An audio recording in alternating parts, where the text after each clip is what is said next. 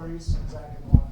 So we got 41 Jeffrey Brazil on the left, 23 James Miller on the right. Start the state.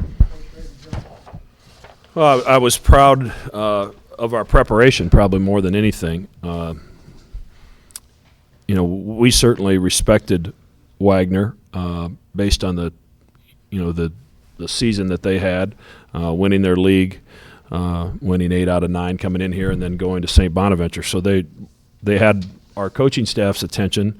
My fear was, would they have our players' attention? And to these guys' credit, they did. And I think that was evident with our defensive attention to detail. I think we forced 4 turnovers in the first 5 plays. So we were in the right spot. We took some of the things away, took some of their better players away, and their pressure got to us at times. But all in all, for an 11 a.m. start to get the guys rocking and rolling, I'm happy to get this win and move on to the next round. Questions for the student athletes? Talk a little bit about not taking Wagner for granted and preparing for this game. Yeah, I actually lost a lot of sleep last night. Thinking we got to come out ready to play, because I knew if we didn't come out and ready to play, they're a team that plays very hard. Not as talented as some of the teams that we've played, but they're definitely they play very hard. And I knew if I came out with a lot of intensity, with a lot of energy, that my teammates would follow me. Kind of the same thing Jeff was saying about them playing hard. Like we watched the first half of their game, and we just seen like the determination they had in winning that game, and we seen how relaxed the other team got, and they took advantage of it. Yes, obviously one of the big keys of the game was the mismatch down low. Coming in, were you guys just determined to feed the post until they made it? Yeah, absolutely. The coaches recognized the mismatch, just watching them, and we definitely took advantage of that. The coaches and my teammates did a great job of giving me the ball today. Yeah, as Jeff said, the coaches, we executed well. Like we both, like Zach and Jeff, they had big nights, and it's mainly because our game plan, get the ball in the post early.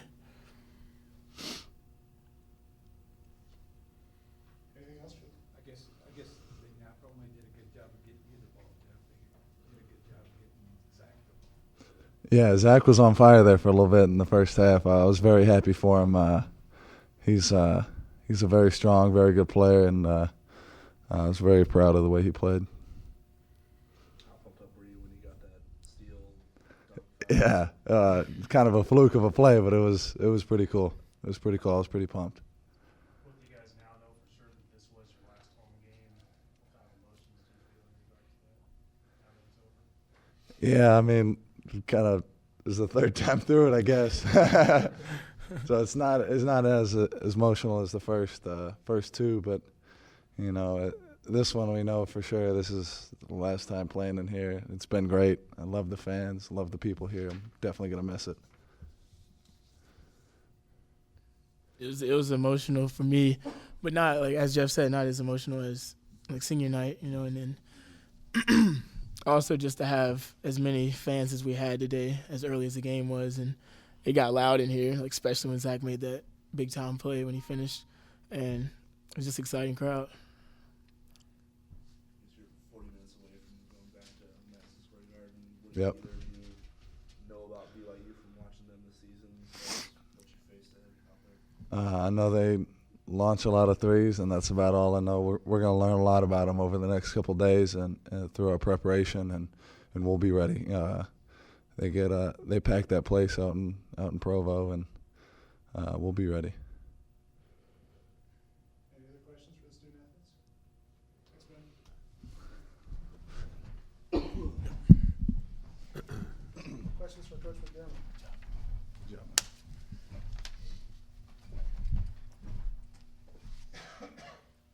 Matt, one of the things their head coach mentioned was key attention to detail. As far as every time they call out a play, you guys were ready for it. As far as the scout, I guess, can you just expand on how prepared you were for this matchup and how seriously you took Wagner despite them being Well, we were going to take whoever won that game seriously because that's our next opponent. We take every opponent seriously. I don't think you belong in this game if you don't. So, like I said, our coaching staff had tremendous respect for what they had done in the season, the body of their work. Watching that game at St. Bonaventure, they were the more aggressive team. They were the hungrier team. And we had to make sure that was us today. So it wasn't difficult to sell it to our team, mostly because it wasn't like they came in here 10-23. They won 23 games this year. That's a lot of wins, and that's a heck of a season.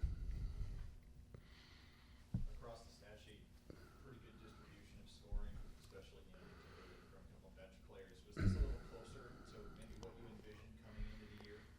Yeah, well, part of it was Cole Huff had the flu, so we almost took him out of the starting lineup at the last second. He just didn't have any energy the whole day. Toby's fighting an illness. Maurice isn't feeling the best. And then we lose Malik, and we'll find out later today whether it's season ending or not. So, we didn't really have a choice.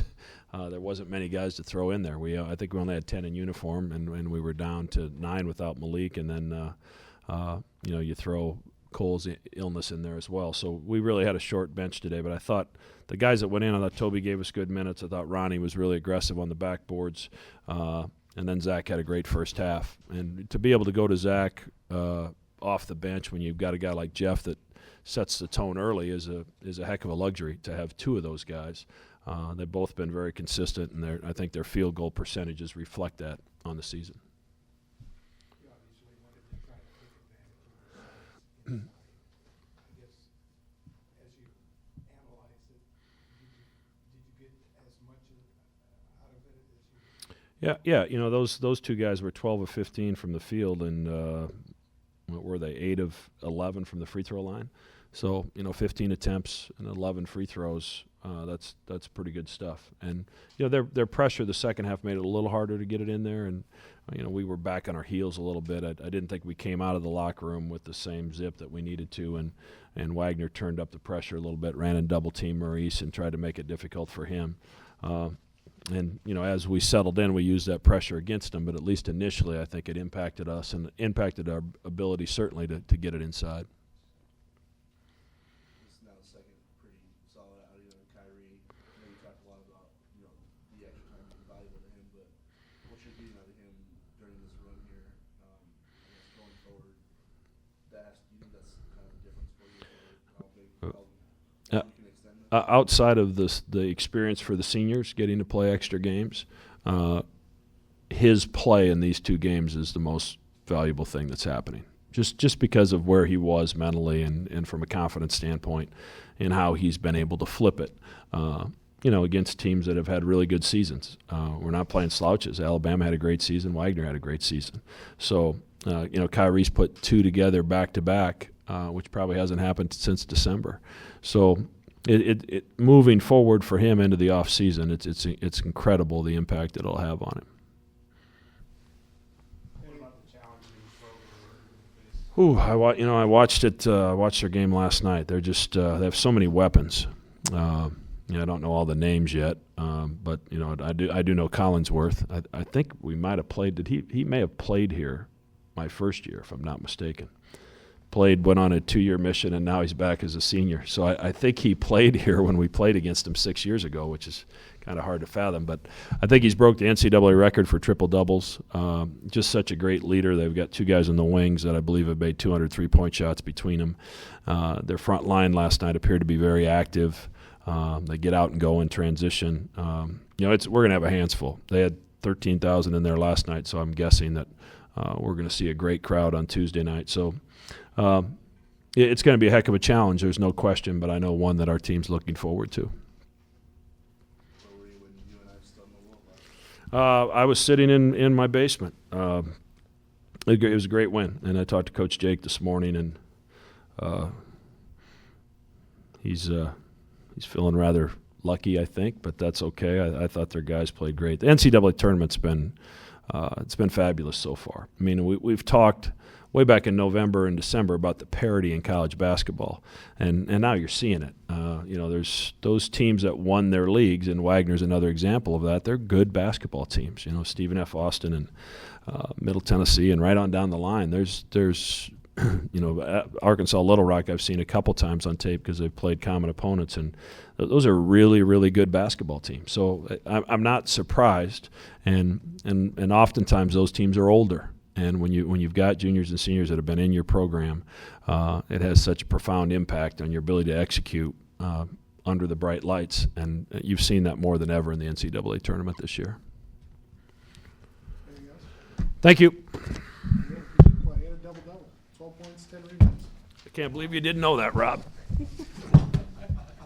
I provide all Rob's Twitter information.